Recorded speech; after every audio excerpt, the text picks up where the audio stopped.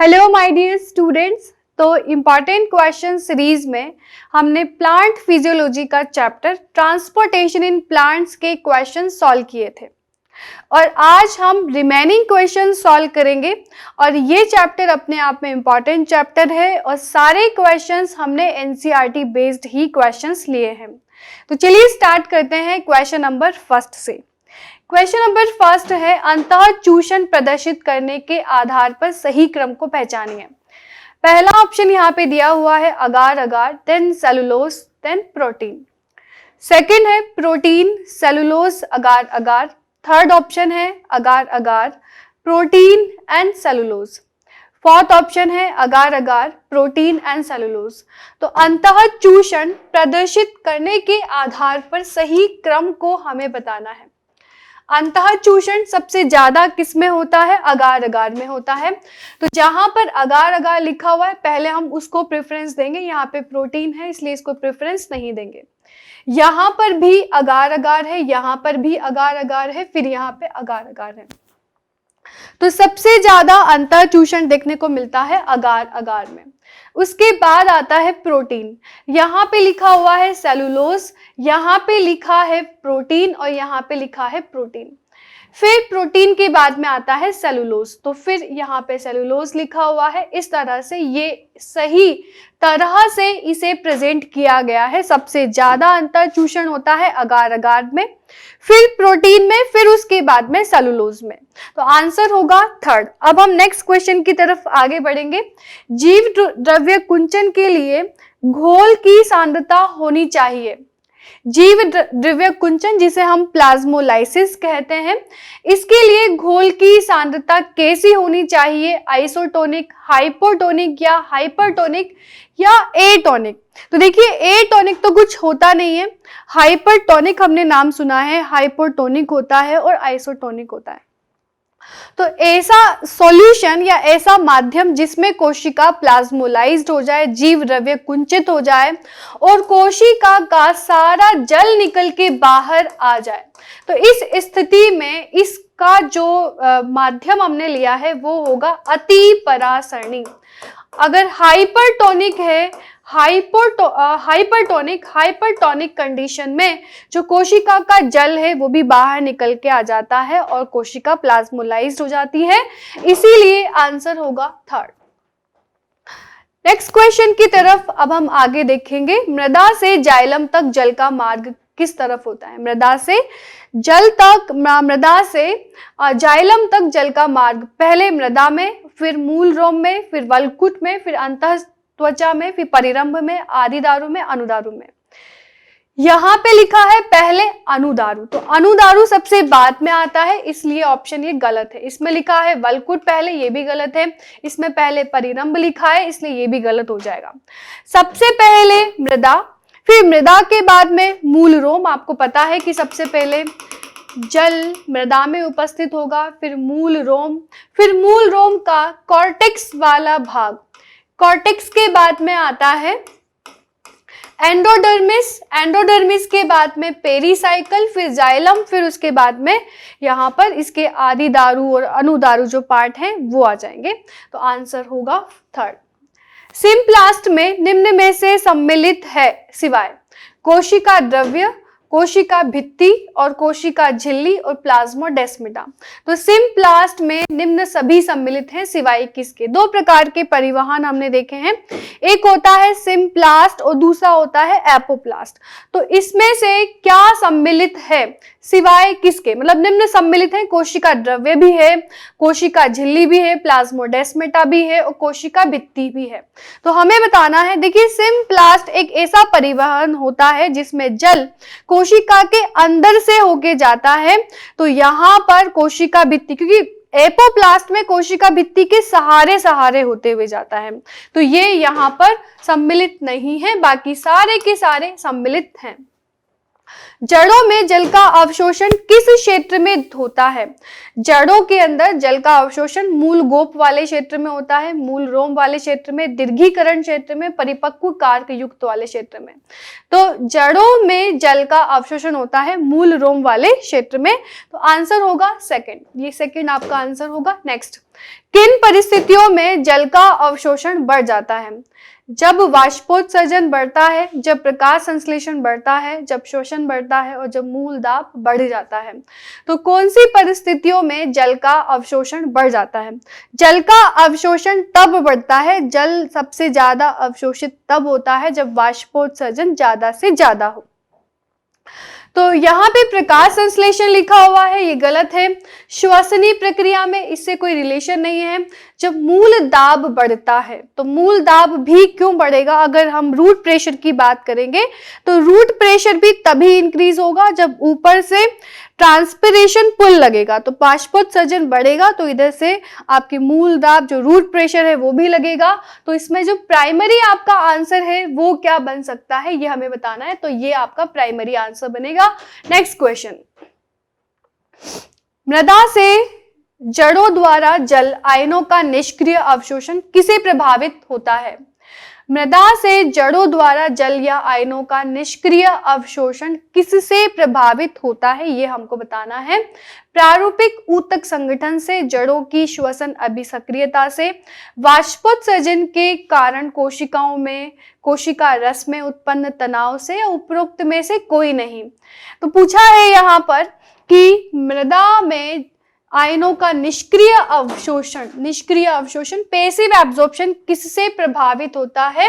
तो प्रारूपिक ऊतक संगठन से ये नहीं होता है, जड़ों के श्वसन की क्रिया से भी नहीं होता, लेकिन वाष्पोत्सर्जन के कारण कोशिका रस में जो तनाव उत्पन्न होता है उसकी वजह से ये होता है।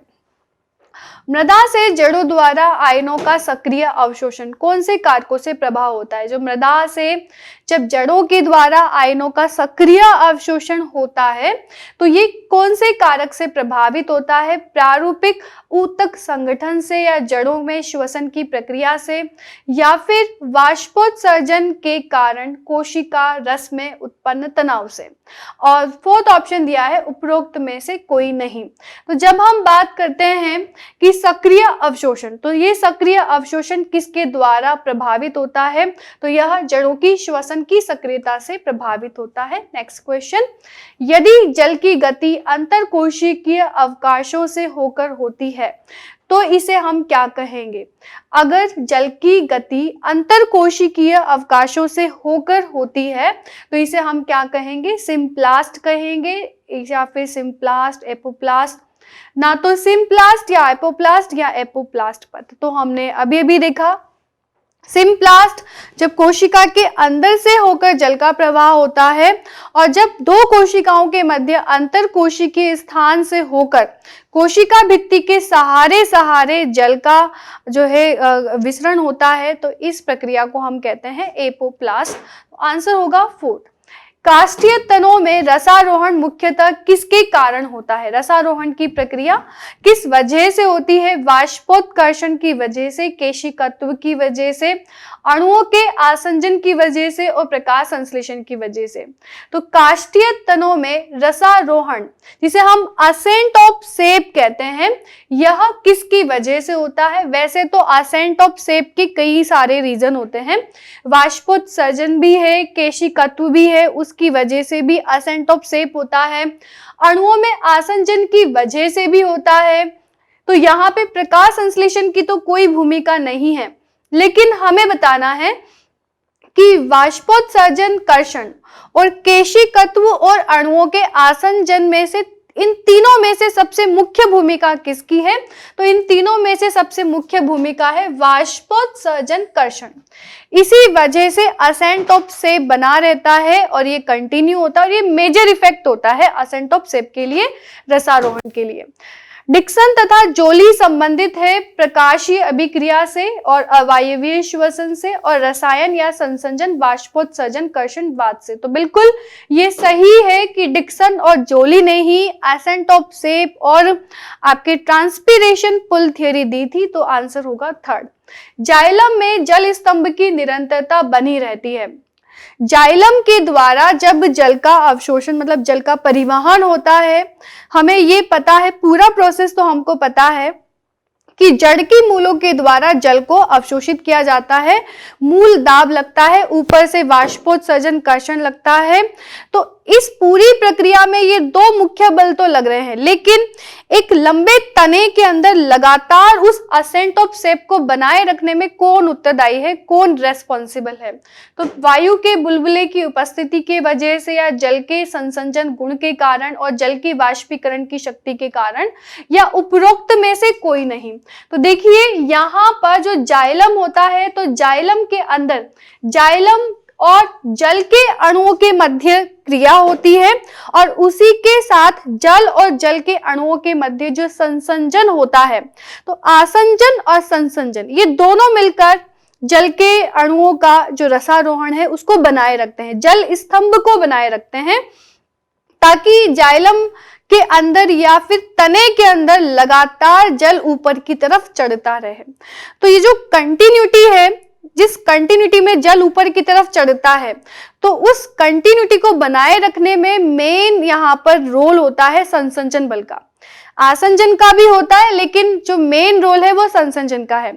ध्यान रखिए कि आसंजन बल जाइलम की कोशिका और जल के मध्य लगता है और जल के अणुओं के मध्य जो आकर्षण बल लगता है वो है संसंजन बल। इन्हीं दोनों बल की वजह से जो जल है वो निरंतर ऊपर की तरफ जाइलम में चलता रहता है। तो आंसर होगा यहाँ पे सेकंड। नेक्स्ट क्वेश्चन है, पौधों में मेखला बनाने पर कौन से ऊतक निकल जाते हैं? पौधों में मेखला का मतलब है कि गर्डल। इस तरह से हमने गर्डल एक्सपेरिमेंट किया था। तो ये पौधा है और इसको हमने इस तरह से लगाया हुआ है। इसमें हम गर्डल किस तरह से बनाते हैं, इसका ये वाला पार्ट निकाल देते हैं। ठीक है, अब कौन सा पार्ट निकालते हैं? तो इसमें ऑप्शन दिया हुआ है जाइलम और मज्जा, सेकंड है जाइलम और फ्लोएम, और फ्लोएम से अधिचर्म तक और फ्लोएम से मज्जा तक। तो जब गार्डलिंग होती है तो गार्डलिंग में फ्लोएम से लेकर या फिर मैं कहूं अधिचर्म से लेकर फ्लोएम तक का पूरा पार्ट निकाल दिया जाता है। ये इस तरह से, ये देखिए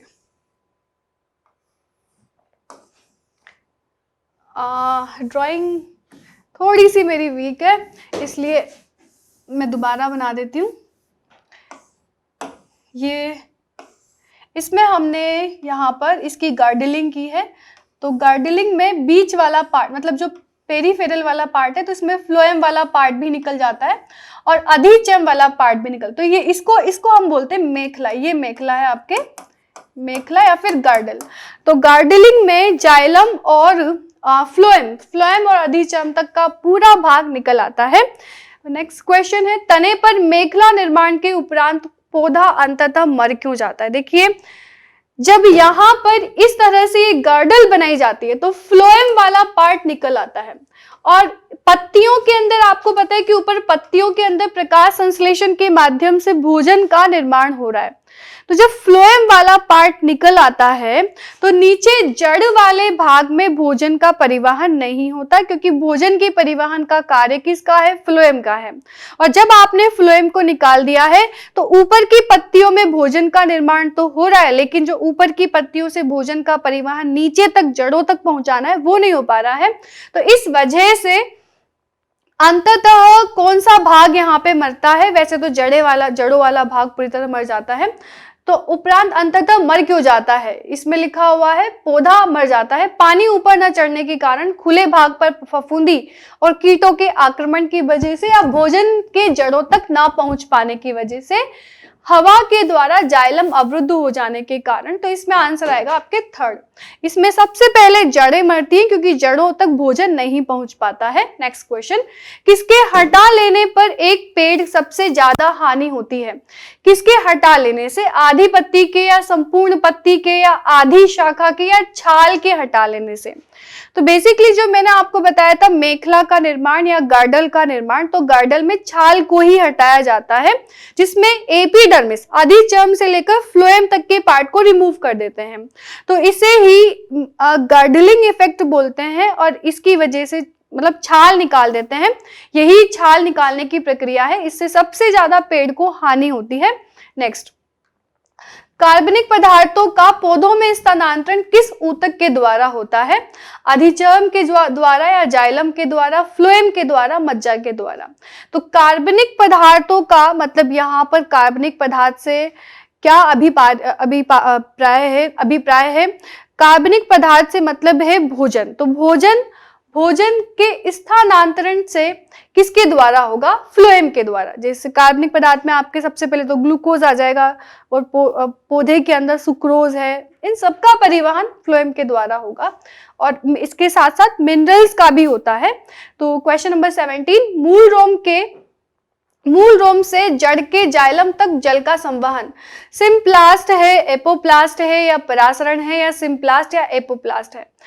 तो मूल रोम से जाइलम तक जल का परिवहन सिम्प्लास्ट के द्वारा भी होता है और एपोप्लास्ट के द्वारा भी होता है, दोनों के द्वारा परिवहन होता है। आंसर होगा फोर्थ।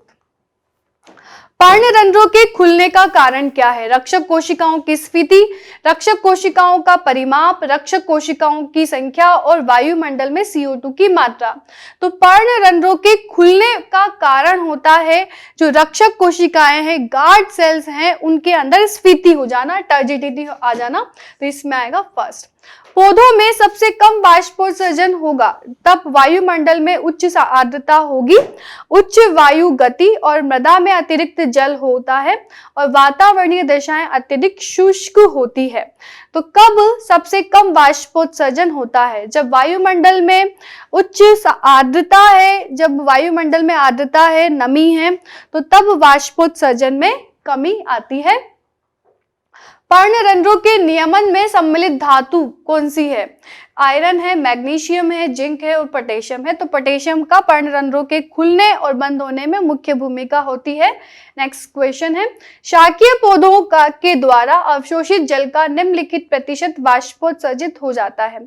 शाकीय पौधों के द्वारा अवशोषित जल का कितना प्रतिशत वाष्पोत्सर्जित हो जाता है? तो 99% यहाँ पे वाष्पोत्सर्जन में चला जाता है। आंसर होगा फोर्थ। पौधों से वाष्पोत्सर्जन अधिक शीघ्र होता है जब वायुमंडल में काफी मात्रा में आर्द्रता होती है, वायु अधिक नम होता है, अतिरिक्त जल वर्षा होती है, वातावरणीय दशाएं शुष्क होती है। तो पौधों में वाष्पोत्सर्जन ज्यादा कब होता है? जब बाहर की तरफ ड्राइनेस और टेम्परेचर काफी ज्यादा हो, वातावरण बहुत ज्यादा शुष्क प्रकार का हो, तो मैक्सिमम वाष्पोत्सर्जन होता है, जल की हानि होती है पत्तियों के द्वारा। नेक्स्ट क्वेश्चन है, पत्तियों में जो क्रियाएं होती हैं उनमें से एक जो उनके ताप को कम करती है। ताप को कम करने का काम कौन करती है? वाष्पोत्सर्जन, क्योंकि जब वाष्पोत्सर्जन की प्रक्रिया होती है तो जल बाहर निकल के आता है, पत्ती की सतह पे निकल के आता है और पत्ती की सतह इससे ठंडी होती है। तो पत्तियों की जो क्रियाएं जिसमें उनमें से एक जो कि उनके ताप को कम करता है वो है वाष्पोत्सर्जन। पौधों के मुरझाने का कारण क्या होता है? आश्वसन, प्रकाश संश्लेषण, अवशोषण और वाष्पोत्सर्जन। जब वाष्पोत्सर्जन बहुत ज्यादा होता है, वायुमंडल में शुष्कता आ जाती है, आर्द्रता की कमी होती है, तब वाष्पोत्सर्जन सबसे ज्यादा होता है। और वाष्पोत्सर्जन की प्रक्रिया में अगर जल की हानि ज्यादा हो रही है तो जल की हानि ज्यादा होने पर पौधे की जो पत्तियां होती हैं वो मुरझा जाती है, उनमें विल्टिंग आ जाती है। पत्तियां जो दिन के समय मुरझा जाती है, रात्रि में वापस ठीक हो जाती है, क्योंकि प्रकाश संश्लेषण के लिए प्रकाश आवश्यक है। ये बिल्कुल नहीं होगा इसका आंसर। पर्णरंध्र बंद हो जाते हैं, ताप कम हो जाता है, वाष्पोत्सर्जन कम हो जाता है तथा पादप मृदा से अधिक जल अवशोषित करने में सक्षम होता है। थर्ड ऑप्शन है कार्बनिक पदार्थों का चालन तथा श्वसन, दोनों पदार्थों का चालन तथा शोषण दोनों बढ़ जाते हैं। अंधेरे की दशा के कारण पौधे सो रहे होते हैं। देखिए ये तो कोई आंसर नहीं होता है। कार्बनिक पदार्थों का चालन शोषण दोनों पदार्थों का, ये भी गलत है। अब इसमें ये भी ऑप्शन एक तरह से गलत है। सेकंड ऑप्शन देखेंगे ध्यान से, पर्णरंध्र बंद हो जाते हैं, ताप कम हो जाता है और वाष्पोत्सर्जन कम हो जाता है। तो रात्रि के समय स्टोमेटा क्लोज हो जाते हैं, रात्रि के समय स्टोमेटा बंद हो जाते हैं, उसकी वजह से वाष्पोत्सर्जन में भी कमी आती है और फिर जल की मात्रा पुनः वापस रीस्टोर हो जाती है। और रात्रि के समय ये भी होता है कि वाष्पोत्सर्जन नहीं होता, तो नीचे से मूल दाब ज्यादा होता है, जिसकी वजह से जल ऊपर की तरफ आता है ज्यादा से ज्यादा। तो यहाँ पे मृदा से अधिक जल अवशोषित करने में सक्षम होते हैं रात्रि के समय, तो सेकंड आंसर होगा। पत्ती के चारों ओर CO2 की मात्रा बढ़ने पर निम्न प्रभाव प्रेक्षित होता है। जब पत्ती के चारों ओर CO2 की मात्रा बढ़ जाती है तो क्या प्रभाव देखने को मिलता है? पर्णरंध्र तेजी से खुलेंगे, पर्णरंध्र आंशिक रूप से बंद होंगे, या पर्णरंध्र पूरी तरह से बंद हो जाएंगे, या पर्णरंध्रों के खुलने पर कोई प्रभाव नहीं पड़ेगा। तो जब CO2 की मात्रा अधिक होती है तो पर्णरंध्र आंशिक रूप से बंद हो जाते हैं। ठीक, तो ये प्रभाव देखने को मिलता है। अगर CO2 की मात्रा ज्यादा है तो पर्णरंध्र बंद हो जाते हैं। ठीक है, नेक्स्ट क्वेश्चन। रक्षक कोशिकाओं की भित्ति कौन सी सतह मोटी होती है? बाहरी सतह, आंतरिक सतह, सतह भित्ति और उपरोक्त सभी। तो रक्षक कोशिकाओं की आंतरिक भित्ति मोटी प्रकार की होती है। ये इस प्रकार से हमने देखा, ये वाली भित्ति इसकी मोटी होती है जो कि आंतरिक होती है। किस प्रकार का वाष्पोत्सर्जन अधिक होता है? उपचर्मीय, रंध्रीय और वातरंध्रीय और छालीय प्रकार का। तो रंध्रीय प्रकार का वाष्पोत्सर्जन सबसे ज्यादा होता है प्लांट्स के अंदर। नेक्स्ट है, PMA के छिड़काव से क्या प्रभाव उत्पन्न होगा? वाष्पोत्सर्जन कम हो जाता है और वाष्पोत्सर्जन में वृद्धि होती है, अवशोषण बढ़ जाता है और लास्ट ऑप्शन है बिंदु स्रवण बढ़ जाता है। तो अगर PMA का छिड़काव हम करते हैं तो वाष्पोत्सर्जन में कमी आती है, फर्स्ट आंसर आएगा। नेक्स्ट, जल की कमी आने से क्या बनता है? देखो, जल की कमी होती है तो ये प्लांट्स के लिए स्ट्रेस है और स्ट्रेस होने की वजह से स्ट्रेस हार्मोन का फॉर्मेशन होता है। तो इसमें पहला लिखा है साइटोकाइनिन, सेकंड लिखा है एब्सिसिक एसिड, थर्ड लिखा है फाइटोक्रोम, फोर्थ लिखा है एटीपेस। तो आंसर होगा हमारा एब्सिसिक एसिड। किस रसायन की सहायता से वाष्पोत्सर्जन की तुलना की जाती है? वाष्पोत्सर्जन की तुलना किस रसायन की सहायता से, किस रसायन की सहायता से वाष्पोत्सर्जन की तुलना की जाती है? Calcium carbonate, cobalt carbonate, cobalt chloride और मर्क्यूरिक एसीटेट। तो ये आपको लर्न करना होगा, कोबाल्ट क्लोराइड से की जाती है। नेक्स्ट क्वेश्चन, निम्नलिखित में से किसका उपयोग पादपों में वाष्पोत्सर्जन रोधी के रूप में किया जाता है? फिनाइल मर्क्यूरिक, एस्पिरिन और सिलिकॉन और उपरोक्त सभी। तो किसका वाष्पोत्सर्जन रोधी के रूप में? तो ये सारे के सारे वाष्पोत्सर्जन रोधी हैं, चाहे फिनाइल मर्क्यूरिक एसीटेट हो या एस्प्रीन हो या सिलिकॉन तेल हो। वाष्पोत्सर्जन को सर्वाधिक प्रभावित करने वाला कारक कौन सा है? प्रकाश, ताप या फिर वायु या वायुमंडलीय आर्द्रता। तो वाष्पोत्सर्जन प्रभावित होता है वायुमंडलीय आर्द्रता से, बिकॉज वाष्पोत्सर्जन ये निर्भर करता है रंध्रों के खुलने और बंद होने से। ठीक है, और वाष्पोत्सर्जन वैसे तो ताप से भी प्रभावित होता है, प्रकाश से भी होता है, वायु से भी होता है, लेकिन सबसे मुख्य कारक कौन सा है? वायुमंडलीय आर्द्रता। पादपों के लिए वाष्पोत्सर्जन आवश्यक नहीं है, कुछ मात्रा में आवश्यक है। ये एक आवश्यक बुराई है और यह आवश्यक भार है। तो साइंटिस्ट ने कहा है कि वाष्पोत्सर्जन पादपों के अंदर यह एक अनिवार्य बुराई है या फिर आवश्यक बुराई है। इस बुराई का होना भी जरूरी है क्योंकि वाष्पोत्सर्जन की प्रक्रिया के द्वारा जल की हानि होती है, लेकिन ये जल की हानि होगी तभी जाके जो नीचे की तरफ है जो हमारी जड़ें वो जल का अवशोषण करेंगी, और जब जल का अवशोषण करेंगी तब जाके पौधे के अन्य भागों में जल का अवशोषण और खनिज लवणों का अवशोषण होगा और वहां तक पहुंचेगा। तो इसी वाष्पोत्सर्जन की वजह से, वाष्पोत्सर्जन कर्षण बल की वजह से मूल दाब भी लगता है, तो ये भी जरूरी है। तो इसलिए हम ये नहीं कह सकते, हालांकि ये बुराई है लेकिन ये बुराई भी जरूरी है, इसलिए आंसर होगा थर्ड। ये तो हमने कर लिया। नेक्स्ट क्वेश्चन, ग्रेमिनी कुल में पाई जाने वाली रक्षक कोशिकाओं का आकार कौन सा होता है?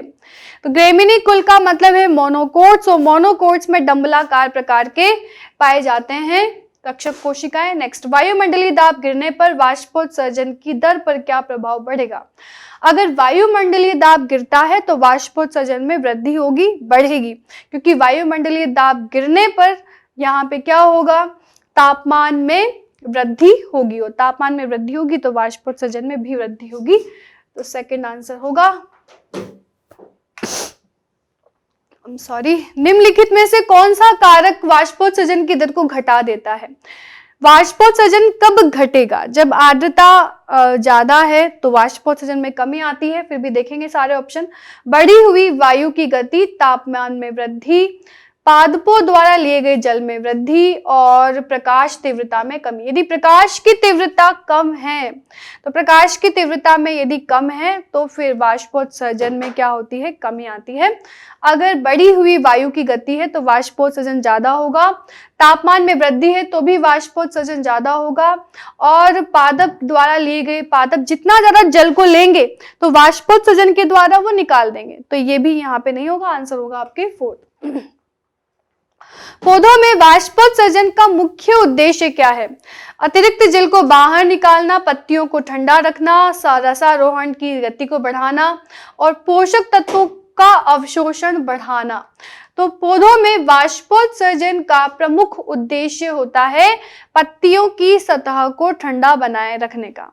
ठीक है, जब गर्मियों के समय हम देखते हैं वाष्पोत्सर्जन की प्रक्रिया होती है तो पत्तियों के द्वारा ही ठंडी ठंडी हवा चलती है। जब भी आप पेड़ की छांव में जाके खड़े हो जाएंगे तो आपको ठंडा फील होता है, क्योंकि उनकी पत्तियों की सतह पर वाष्पोत्सर्जन हो रहा होता है, जिससे कि उनकी सतह ठंडी रहती है।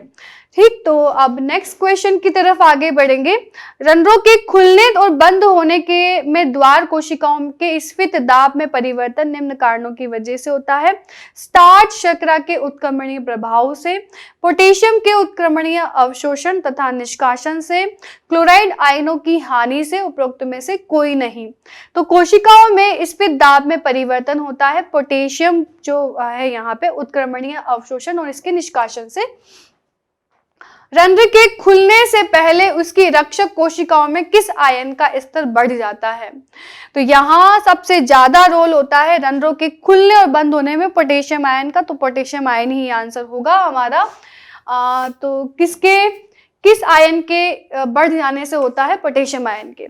सक्रिय पोटेशियम हाइड्रोजन विनिमय सिद्धांत ये समझाता है रसारोहण और फ्लोएम संवहन, आयन अवशोषण और रंध्रीय गति, तो ये रंध्रीय गति को बताता है। पौधे के स्टोमेटा किससे खुलते हैं? पोटेशियम आयनों के अंतर्वाह से, या पोटेशियम आयनों के बहिर्वाह से, या हाइड्रोजन आयनों के अंतर्वाह, या कैल्शियम आयनों के अंतर्वाह से। तो हाइड्रोजन और कैल्शियम का इतना रोल नहीं होता जितना पोटेशियम का होता है, और पोटेशियम आयनों के अंतर्वाह से रंध्र खुलते हैं। नेक्स्ट क्वेश्चन की तरफ आगे बढ़ेंगे। तापक्रम बढ़ने पर, टेम्परेचर बढ़ने पर वाष्पोत्सर्जन बढ़ेगा या घटेगा, या पहले बढ़ता है या फिर कम होगा या प्रभावित होगा? तो देखिए, जैसे जैसे तापमान में वृद्धि होगी तो वैसे वैसे वाष्पोत्सर्जन पहले तो बढ़ेगा। जैसे जैसे तापमान में वृद्धि होगी तो वाष्पोत्सर्जन में वृद्धि होगी, लेकिन फिर बाद में ये कम हो जाता है। ठीक, तब हम नेक्स्ट क्वेश्चन की तरफ बढ़ेंगे। यदि तापक्रम वही रहे तो समुद्र तल से ऊंचाई बढ़ने के साथ साथ वाष्पोत्सर्जन बढ़ेगा या कम होगा, या पहले कम या फिर बढ़ेगा या अप्रभावित वही रहेगा? तो तापक्रम वही रहे तो समुद्र तल से ऊंचाई बढ़ने के साथ साथ जैसे जैसे ऊंचाई बढ़ेगी वैसे वैसे वाष्पोत्सर्जन में वृद्धि होती जाएगी। तो आंसर होगा हमारा यहाँ पे फर्स्ट। वायुमंडलीय तापक्रम बढ़ने पर वाष्पोत्सर्जन अधिक होने का कारण। वायुमंडलीय तापक्रम पर बढ़ने पर वाष्पोत्सर्जन अधिक होने का कारण रंध्र को ज्यादा चौड़ा हो जाना, रंध्र का सकरा होना, वायु की जल धारण क्षमता बढ़ना, और रक्षक कोशिकाओं में अधिक प्रकाश संश्लेषण। तो इसके लिए उत्तरदायी होता है वायु की जल धारण क्षमता का बढ़ जाना। जो हमारी रक्षक कोशिकाएं होती हैं और वायु के अंदर जल धारण क्षमता जब ज्यादा हो जाती है तो तापक्रम बढ़ने पर वाष्पोत्सर्जन अधिक होने लगता है। नेक्स्ट क्वेश्चन, वायु का वेग बढ़ने के साथ साथ वाष्पोत्सर्जन में कमी होगी या अधिक होगी? तो अप्रभावित रहेगी, अब पहले बढ़ेगी फिर घटेगी, तो पहले बढ़ेगी और फिर उसके बाद में घटेगी। पर्णिल वाष्पोत्सर्जन होता है रंध्रीय उपचर्मीय वाष्पोत्सर्जन मिलकर, और नहीं पाया जाता है सभी प्रकार का वाष्पोत्सर्जन और रंध्रीय वाष्पोत्सर्जन। तो पर्णिल वाष्पोत्सर्जन में एक तो रंध्रीय प्रकार का वाष्पोत्सर्जन होता है और उपचर्मीय प्रकार का होता है, जो पत्ती की सतह होती है वो मिलकर पर्णिल वाष्पोत्सर्जन कहलाती है। मूल दाब अधिकतम होता है जबकि वाष्पोत्सर्जन अधिक हो और अवशोषण अति कम हो। मूल दाब अधिकतम कब होगा? जब वाष्पोत्सर्जन सबसे ज्यादा होगा। तो वाष्पोत्सर्जन मूल दाब अधिकतम होता है जब वाष्पोत्सर्जन अधिक हो, अवशोषण अति कम हो, वाष्पोत्सर्जन बहुत कम हो और अवशोषण बहुत अधिक हो, और अवशोषण बहुत अधिक हो और वाष्पोत्सर्जन भी अधिक हो और अवशोषण कम हो तथा वाष्पोत्सर्जन बहुत कम हो, तो मूल दाब अधिक होता है। जबकि वाष्पोत्सर्जन बहुत कम हो तथा अवशोषण बहुत अधिक हो। तो देखिए, वाष्पोत्सर्जन बहुत कम है, वाष्पोत्सर्जन कम हो रहा है, लेकिन अवशोषण बहुत ज्यादा हो रहा है, तो मूल दाब में वृद्धि हो जाती है। आंसर होगा आपके सेकंड। अचोटिल पत्ती के शीर्ष से रस निकलने को कहते हैं वाष्पीकरण, वाष्पोत्सर्जन, बिंदुस्राव और एवेपोट्रांसपिरेशन। तो इसे बिंदुस्राव कहते हैं। बिंदुस्राव रात में होता है जब मूल दाब धनात्मक होता है, मूल दाब ऋणात्मक होता है और हमेशा होता रहेगा, और ये कभी नहीं होता। तो मूल दाब कब होता है? मूल दाब जब रात्रि के समय वाष्पोत्सर्जन कम हो जाता है और मूल दाब सबसे ज्यादा होता है, तो उस समय बिंदुस्राव की प्रक्रिया होती है। आंसर होगा आपके फर्स्ट, मूल दाब में वृद्धि की। जलरंध्र या हाइड्रोथोर्स का संबंध किससे होता है? वाष्पोत्सर्जन से, रसस्रवण से या बिंदुस्राव से? तो इसमें होगा बिंदुस्राव। बिंदुस्राव से संबंधित है हाइड्रोथोर्स। मूल दाब को किस यंत्र के द्वारा मापा जाता है? पोटोमीटर, ऑक्सियोमीटर या मोनोमीटर या फिर बेरोमीटर? तो मूल दाब को मापने का जो यंत्र है वो है मैनोमीटर। नेक्स्ट क्वेश्चन है, कौन सी परिस्थिति में बिंदुस्राव को बढ़ा देती है? कौन सी परिस्थिति बिंदुस्राव को बढ़ा देती है? अधिक जल का अवशोषण, अधिक वाष्पोत्सर्जन, कम वाष्पोत्सर्जन और एक होती ना। तो बिंदुस्राव तब होता है जब वाष्पोत्सर्जन कम हो रहा है लेकिन मूल दाब अधिक है, तो ऐसी स्थिति में वाष्पोत्सर्जन होता है। तो आंसर है फोर्थ। जब एक शाखीय तने को काटा जाता है तो उसके कटे हुए भाग से रस या जल का निकलना क्या कहलाएगा? बिंदुस्राव या वाष्पोत्सर्जन कर्षण या मूल दाब या फिर अंतर्चूषण? तो एक शाखीय तना है और तने को जब काटा जाता है तो उसके कटे हुए भाग से जब रस निकलता है तो ये मूल दाब की वजह से होता है। जैसे एक तना है और यहाँ तक तो क्योंकि मूल दाब की वजह से तने के थोड़ी ऊंचाई तक तो जल ऊपर की तरफ आता है, और यहीं से आप इस तने को काट के देख लीजिए। तो जब तने को काट के देखेंगे तो यहाँ पे जल की बूंदें आपको दिखाई देंगी, और ये जल की बूंदें आपको मूल दाब की वजह से दिखाई देंगी। जो मूल है ये यहाँ पे जड़ें हैं, तो इसमें जड़ों के द्वारा जो जल अवशोषण हो रहा है और जो रूट प्रेशर लग रहा है उसकी वजह से यहाँ तक जल ऊपर की तरफ आता है और कटे हुए भाग में जल की बूंदें दिखाई देती हैं। जलरंध्र खुलते हैं रात के समय, दिन के समय और दोपहर के समय, और हमेशा खुले रहते हैं। तो जलरंध्र हमेशा खुले रहते हैं। बिंदुस्राव का पानी होता है शुद्ध पानी, पानी जिसमें लवण घुले होते हैं, कार्बनिक भोज्य पदार्थ और संघनित पानी। तो पानी जिसमें लवण घुले रहते हैं वो बिंदुस्राव का पानी होता है। जलरंध्रों के नीचे उपस्थित कोशिकाएं पूरक कोशिकाएं, एपीथेम कोशिकाएं और रक्षक कोशिकाएं और क्रोटज कोशिकाएं। तो जलरंध्रों के नीचे उपस्थित कोशिकाओं को हम कहते हैं एपीथेम कोशिकाएं। किस प्रक्रिया के द्वारा ताड़ी प्राप्त की जाती है? बिंदुस्राव, वाष्पोत्सर्जन और रसस्राव और सभी। तो रसस्राव के माध्यम से ताड़ी को प्राप्त किया जाता है।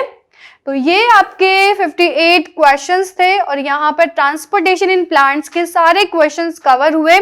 हमने सारे टॉपिक से क्वेश्चंस कवर किए हैं और सारे क्वेश्चन इंपॉर्टेंट है, एनसीईआरटी बेस्ड क्वेश्चन है। और स्टूडेंट्स आप ये क्वेश्चन प्रैक्टिस कंटिन्यू करिए, आपके लिए काफ़ी बेनिफिशियल रहेगी। मैंने आपको इससे पहले वाली क्लासेस में भी कहा है कि question practice is more important than reading. Reading आप 1 या 2 बार करिए, 3 बार करिए, लेकिन उसके बाद में मैक्सिमम टाइम आपको क्वेश्चन प्रैक्टिस को देना है। ये आपको ज़्यादा हेल्प करेगी आपके एग्जाम को क्वालिफाई करने के लिए। और इसी के साथ साथ आप प्रीवियस ईयर्स के क्वेश्चंस भी जरूर सॉल्व करें, बिकॉज 30% पार्ट आपके जब पेपर आपके सामने होगा, नीट का पेपर जब आपके सामने होगा, तो मैं आपको ये अश्योर करती हूँ कि 30 से 40% आपका पार्ट प्रीवियस ईयर क्वेश्चंस के सॉल्व करने से ही कंप्लीट हो जाएगा। फिर आपकी मेहनत यहाँ पे 60% रह जाती है। तो 60% मेहनत आपको बहुत अच्छे से डेप्थ में जाके अपने कॉन्सेप्ट क्लियर करने से ही होगी, और बार बार रिवीजन और उसके बाद में क्वेश्चन प्रैक्टिस, उसी से ही हम हमारे टारगेट को अचीव कर सकते हैं। तो आज की क्लास में इतना ही, मिलते हैं नेक्स्ट क्लास में। Thank you very much.